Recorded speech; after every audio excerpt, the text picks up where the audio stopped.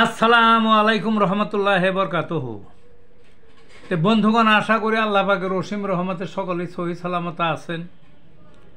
কবি Gazi Akkas Ali YouTube channel 017140885009 এর পক্ষ থেকে আপনাদের সকলের প্রতি রইল একান্ত আন্তরিক শুভেচ্ছা ভালোবাসা।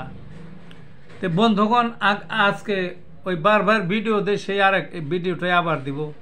নাকের পলিপাসে হোমিওপ্যাথিক চিকিৎসা। নাকের পলিপাস কিন্তু মানুষের ব্যাপক হারে।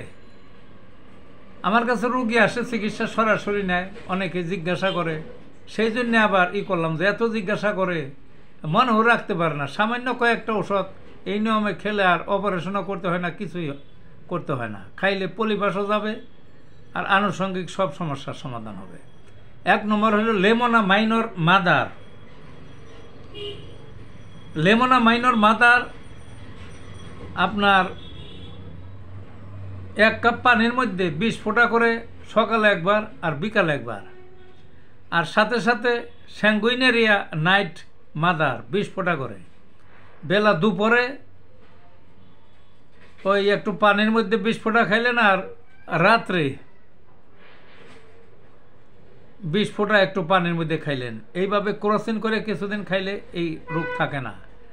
আর সাথে সাথে যদি এটাও খেলেন এই নিয়মে, আর সাথে সাথে যদি ওই